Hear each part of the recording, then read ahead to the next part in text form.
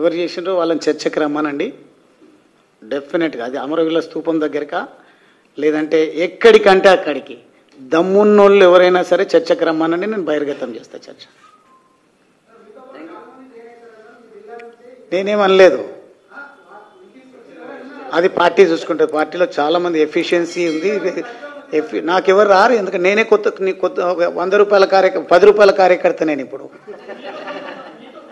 దీన్ని ఎవరెన్ని ట్రోల్ చేసినా 10 రూపాయలు ఒకడు ఏం సంచలనం ఎవరు చేసిండ్రో వాళ్ళని చర్చకి రమ్మనండి. డెఫినెట్గా అది అమరవీరుల స్తూపం దగ్గరకా లేదంటే ఎక్కడికంటే అక్కడికి దమ్మున్నోళ్ళు ఎవరైనా సరే చర్చకి రమ్మనండి. నేను బహిర్గతం చేస్తా చర్చ. నేనేమనలేదు, అది పార్టీ చూసుకుంటుంది. పార్టీలో చాలామంది ఎఫిషియన్సీ ఉంది. నాకెవరు రారు, ఎందుకంటే నేనే కొత్త 100 రూపాయల 10 రూపాయల కార్యకర్త. నేను ఇప్పుడు దీన్ని ఎవరెన్ని ట్రోల్ చేసినా 10 రూపాయలు ఒకడు ఏం సంచలనం తిరుగుతా, నేను మొత్తం రాష్ట్రం తిరుగుతా, నేను వికారాబాద్ జిల్లా అంతా చుట్టుకొస్తా, ఏమద్దు. నీ ఊళ్ళో నువ్వు ఎంపీటీసీ గెలిపి సర్పంచ్ గెలిపి నీ బూత్ల మెజారిటీ తీసుకురా, అప్పుడే నువ్వు దారకార్ లీడర్ అని నేను ఒప్పుకుంటా. లేకపోతే మాత్రం ఎన్ని డైలాగులు కొట్టినా లాభం లేదని నేను కూడా. కానీ ఇట్లా వరేసి స్టైల్ ఆయా తమి ఓటై నైట్ వెళ్తా పద్ధతిగా. ఎందుకంటే వాడు కాంగ్రెస్ వాడేమో పైసలు ఇస్తాడు, వాడు అడ్డగోలు పైసలు మంచుతాడు. వాళ్ళు విపరీతమైన పైసల సంపాదన మీద బిజీగా ఉన్నారు. వాడు ఇష్టం ఉన్నట్టు చల్లుతాడు. మరి మనం కొట్లాడాలంటే కనీసం ప్రజల ప్రేమ మనకు ఉండాలన్నా లేదా? కొద్దిగా టైం తీసుకోండి, కొద్దిగా ఒళ్ళు వంచుండ్రి. ఇంతకుముందు మా తమ్ముడు చెప్పినట్టు నిజమే, నేను ఒప్పుకుంటా. పోయిన 10 ఏళ్లలో మనం పార్టీని పెద్దగా చూడలేదు. నేను సురేందర్కు మల్లేష్కు వాళ్ళిద్దరు మాట కూడా, వాళ్ళిద్దరి అభిప్రాయం కూడా మొత్తం మీ అందరి అభిప్రాయంగా అనుకుంటా ఉన్నా.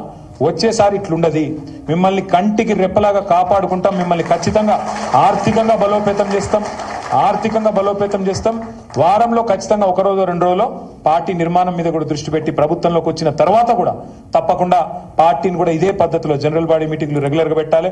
తెలుగుదేశంలోకి వచ్చినమైంది, ఎందుకంటే తెలుగుదేశంలోకి వచ్చిన అది ఉంటుంది. జనరల్ బాడీ మీటింగ్లు ఉండాలి, రెగ్యులర్ కలవాలి, రెగ్యులర్ గా ముచ్చట పెట్టాలి, డైరీ రాయాలి, ఇవన్నీ ఉంటాయి. మనం కూడా పెట్టుకుందాం. ఇక ఎవడెవడో మాట్లాడతాడు తలమాసినోడు, ఎవడు అంటాడు బీఆర్ఎస్ ఉండనే ఉండదు, బీజేపీలో పోతుంది అంటాడు. మనకేం కర్మ, నాకు అర్థం కాదు. తెలంగాణ ఉన్నంత కాలం ఈ గులాబీ కండువా ఉంటది, బరాబర్ ఉంటది. ఖచ్చితంగా ఈ రెండు పార్టీలకు 3 చెర్ల నీళ్లు తాగిచ్చి మళ్ళొక్కసారి డంకా బజాయించి కేసీఆర్ గారిని ముఖ్యమంత్రి చేసుకుందాం, మన రాష్ట్రాన్ని కాపాడుకుందాం. తిరుగుతా, నేను మొత్తం రాష్ట్రం తిరుగుతా, నేను వికారాబాద్ జిల్లా అంతా చుట్టుకొస్తా, ఏమద్దు. నీ ఊళ్ళో నువ్వు ఎంపీటీసీ గెలిపి సర్పంచ్ గెలిపి నీ బూత్ల మెజారిటీ తీసుకురా, అప్పుడే నువ్వు దారకార్ లీడర్ అని నేను ఒప్పుకుంటా. లేకపోతే మాత్రం ఎన్ని డైలాగులు కొట్టినా లాభం లేదని నేను కూడా. కానీ ఇట్లా వరేసి స్టైల్ ఆయా తమి ఓటై నైట్ వెళ్తా పద్ధతిగా. ఎందుకంటే వాడు కాంగ్రెస్ వాడేమో పైసలు ఇస్తాడు, వాడు అడ్డగోలు పైసలు మంచుతాడు. వాళ్ళు విపరీతమైన పైసల సంపాదన మీద బిజీగా ఉన్నారు. వాడు ఇష్టం ఉన్నట్టు చల్లుతాడు. మరి మనం కొట్లాడాలంటే కనీసం ప్రజల ప్రేమ మనకు ఉండాలన్నా లేదా? కొద్దిగా టైం తీసుకోండి, కొద్దిగా ఒళ్ళు వంచుండ్రి. ఇంతకుముందు మా తమ్ముడు చెప్పినట్టు నిజమే, నేను ఒప్పుకుంటా.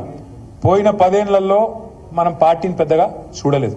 నేను సురేందర్కు మల్లేష్కు వాళ్ళిద్దరు మాట కూడా, వాళ్ళిద్దరి అభిప్రాయం కూడా మొత్తం మీ అందరి అభిప్రాయంగా అనుకుంటా ఉన్నా.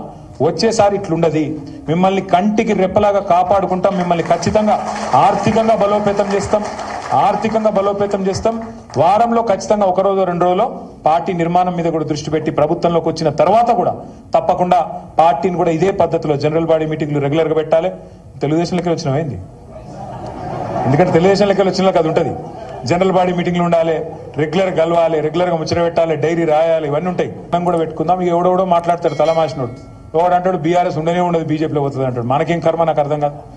తెలంగాణ ఉన్నంత కాలం ఈ గులాబీ కండువా ఉంటది, బరాబర్ ఉంటది.